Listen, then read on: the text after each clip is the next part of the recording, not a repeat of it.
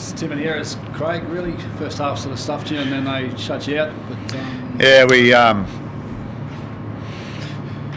the Panthers are really good at playing the possession game and the field position game, and they did a great job there in the first half. But with all due respect, we really helped them. We didn't shoot ourselves in the foot. We just blew our feet off in the first half.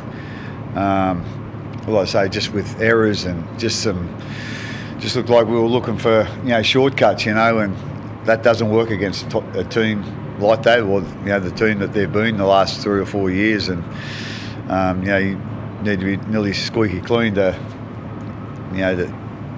go with them. But like I say, the first half was really disappointing. How many errors we made. As I said, just some. I don't want to say dumb things, but they were dumb things, and that put a lot of pressure on us and took a lot of pressure off them. And the second half, it was a real arm wrestle. And again, I think we were probably a bit fatigued in the second half. We didn't really look likely to score a try, to be quite honest. I don't know whether that was a bit of fatigue or whether it was a lack of communication. But I was really happy with our effort in the second half. I thought we tried really hard. Having said that, I think we tried. Our effort was okay in the first half, but like I say, the amount of errors that we made, you're never gonna go close to a team like Penrith if you play like that. How much improvement is to be made to beat a team like Penrith? Right now, they look almost unbeatable. Yeah, like I say, they've been the team for 3 or 4 years now, and they just seem to get a little bit more resilient every year. So they're a real tough team to beat, real tough team, and you got to do a whole heap of things right, and you got to do them for 80 minutes if you're going to be a chance. So we didn't do that tonight, but obviously there's some things that we learned tonight. And we just need to make sure we work on them, and if we do happen to play them again, we'll be a little bit better prepared. But with all due respect, we knew what we were coming into tonight. We know the sort of team they are. We knew what we had to do, but we just couldn't quite do it, especially in that first half, where, as I said, we just took too many shortcuts or tried to take too many shortcuts, and they'll always clean you up from there. Things that never help when you lose your best player from last week. Jerome Hughes. What happened with Hughesy? What's the issue there? He hurt his ankle in the game last week, probably after about 20 minutes, half hour, but he was okay to go on. So they think he's just sort of aggravated that because he played with it, like for an hour after he hurt it. But there wasn't a whole heap of swelling. The scans didn't really show a whole heap either. So pretty confident he was going to play tonight, but so he didn't train all week. But our captain's run, he got the boots on and went out, but he really struggled. So I don't know whether there's some underlying thing that we haven't found, but hopefully he'll be right for the next couple of weeks. But as I said, they couldn't find anything that was too wrong with him, and so like I say, hopefully he's on the road to recovery.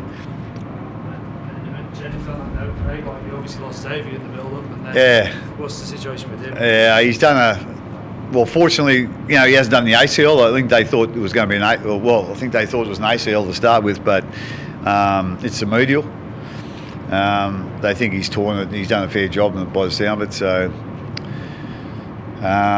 with only 4 weeks to go, his season's probably done. So hopefully that's not the case, but that's what they're probably thinking. He's got 6 to 8 weeks, so which is really unfortunate.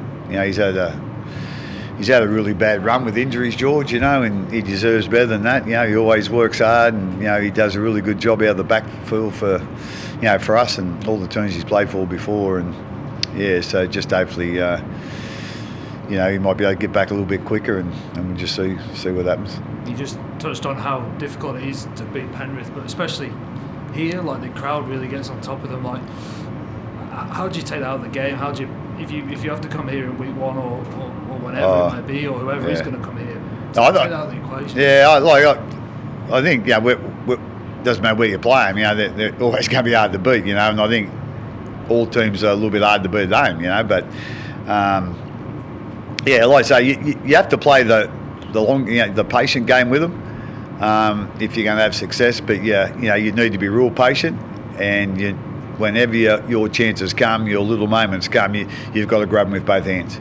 And they're a very hard-working team. They're a very disciplined team, and they've got some really good players in key positions that can make things happen when they get the weight of possession, or they get the weight of field position. So I think that's their.